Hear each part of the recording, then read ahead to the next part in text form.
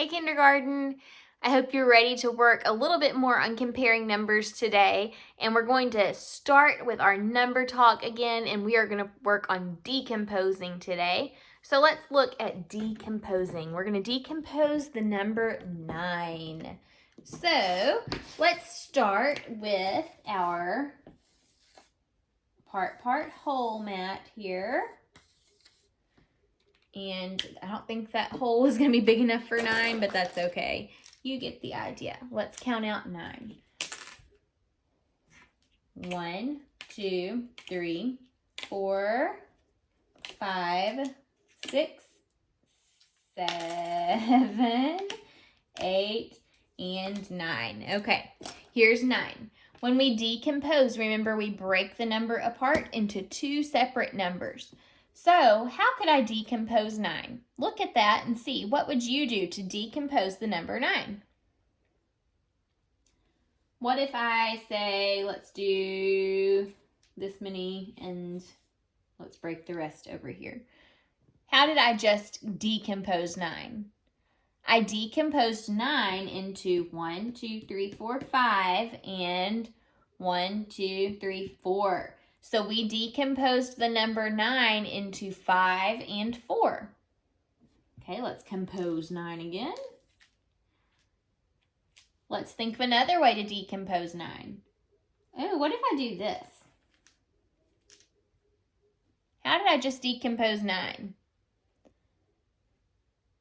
I just decomposed 9 into 9 and 0. 9 and 0 can be composed to make 9. One more way. What's another way that we can decompose 9? What if I do 3 and the rest on this part? How did I decompose 9 this time? I used 3 and 1, 2, 3, 4, 5, 6. So 3 and 6 can be composed to make 9. We can decompose 9 into 3 and 6. All right, so remember, compose means to put together. Decompose means to take apart. All right, we have a word problem for today, but before we do it, I'm going to make our apps check mat here. Remember, apps check, we have A for analyze, P for plan, S for solve, and then check to check our work. All right, here is the problem. Bob had 2 apples. He bought 2 more apples. How many apples does Bob have altogether? All right, I'm going to read it one more time. Listen for the question this time. Bob had 2 apples. He bought 2 more apples. How many apples does Bob have altogether? What's the question that we're needing to solve? How many apples does Bob have altogether? See, it ends with a question mark. So the question mark ending helps us to know this is the sentence that we need to solve. Now let's look back through the word problem and listen for what's really important that's going to help us to figure out how many apples Bob has. Bob had 2 apples. What's important in that sentence? 2.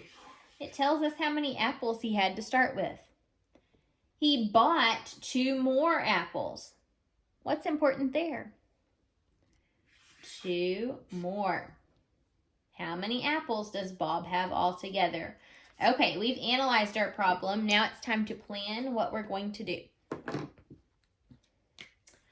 All right, so let's think about what we know in this problem.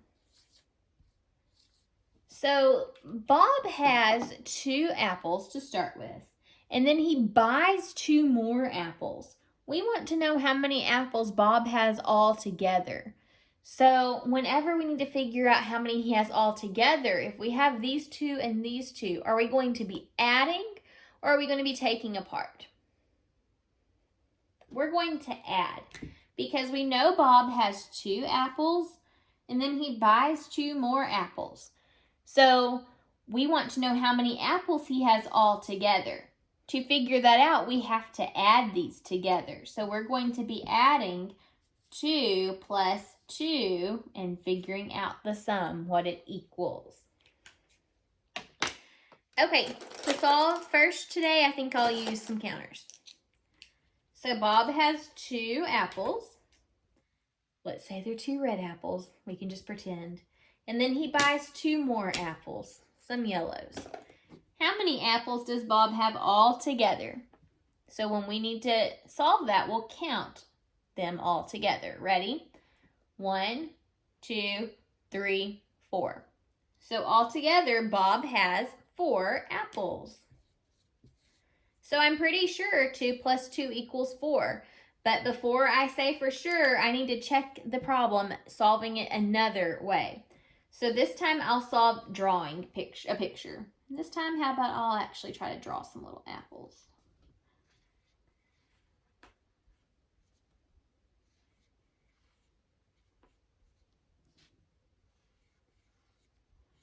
Okay, here are my apples. I have 1, 2. So these are the 2 that Bob started with. And then he bought 2 more. So here are the 2 that he bought. How many does he have all together? 1, 2, 3, 4. So 2 plus 2 does equal 4. I've solved it 2 separate ways now and got 4 both times. So now we can answer the question. How many apples does Bob have all together? Bob has 4 apples. Okay, now we're going to move on to comparing numbers.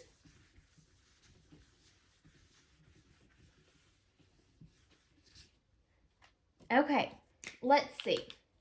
I'm going to write down 2 separate problems, and I want you to pause and try to solve each one of them, and then we'll check it together. So let's start by comparing a problem that I left you with yesterday that you were supposed to solve. And then let's compare a new set of numbers. How about... Okay, so pause for a second and figure out what words would you use to compare 15 and 12, and then what words would you use to compare 3 and 13. Press pause for a little bit and figure it out.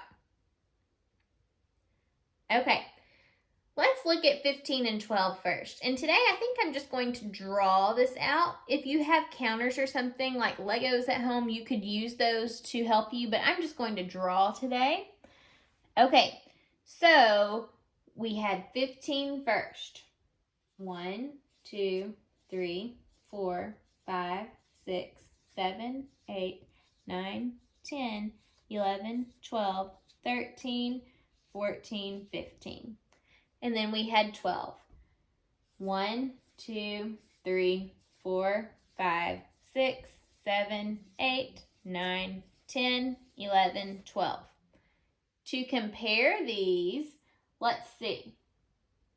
We have a partner, partner, partner, partner, partner, partner, partner, partner, partner, partner, partner, partner. Oh, and look, there are some extras left over on the 15 side. So since there are some extras on the 15 side, that helps me to know that 15 is the greater number. So when we compare 15 and 12, we would say 15 is greater than 12. 15 is greater than 12. It is greater than. Okay, now you were supposed to compare 3 and 13. So let's see how you did. So on 3, we just have 1, 2, 3. For 13, we have 1, 2, 3, 4, 5, 6, 7, 8, 9, 10, 11, 12, 13. Oops. Okay, let's compare these now. 1, 2, 3. Uh-oh, I'm out of room on 3. Look how many extras there are for 13. So because there are so many extras on the 13 side and there are none left on the 3 side, I know that 3 is less than 13. So 3 is less than 13. It is less than 13. Okay, let's try another one together.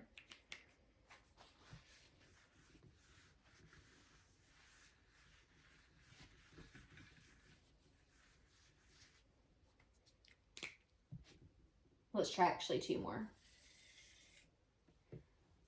Start by comparing these 2 numbers. And then on the other side, let's compare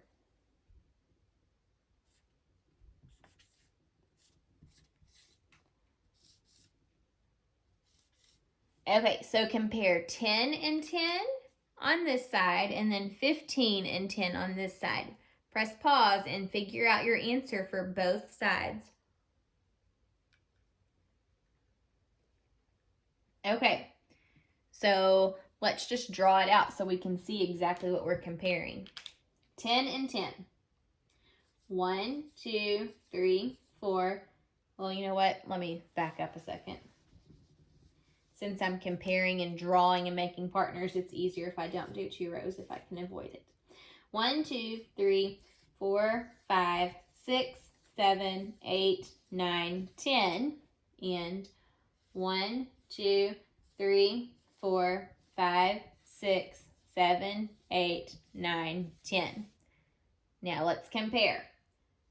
1, 2, 3, 4, 5, 6, 7, 8, 9, 10. Well, look at that. Everybody has a partner. There are none left over on either side. So when they are exactly the same like this, what are those words that we use to compare these numbers?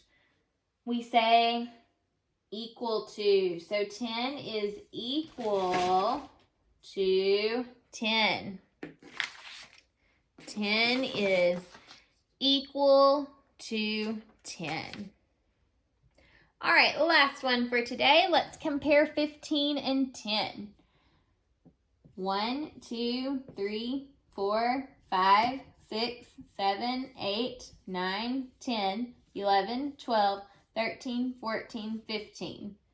And then on the other side, 1, 2, 3, 4, 5, 6, 7, 8, 9, 10. All right, now we have to partner them up. So 1, 2, 3, 4, 5, 6, 7, 8, 9, 10. Uh-oh. Look, this side has more. It has a greater amount because there are no partners here. So this shows us that this 15 is greater than 10 because it has more than 10 does. So 15 is greater than 10. 15 is greater than 10. Okay, so your quiz this week is all about greater than, equal to, and less than. Before you take the quiz, if you think that you're still having a little bit of trouble with these type of problems, you may want to work some around the house. On the quiz that you take, there will be some where you have to compare just 2 numbers, and there are some where there's like a picture of 2 10 frames, and you have to figure out which of these words would best compare the 2 10 frames. Just don't forget, when you compare, you have to start from the left and go to the right, just like you're reading, okay? Otherwise, you may get the wrong answer. When we compare, we start on the left and go to the right. Alrighty, guys, I hope you have a great weekend and do well on your little quiz. See you next time. Bye.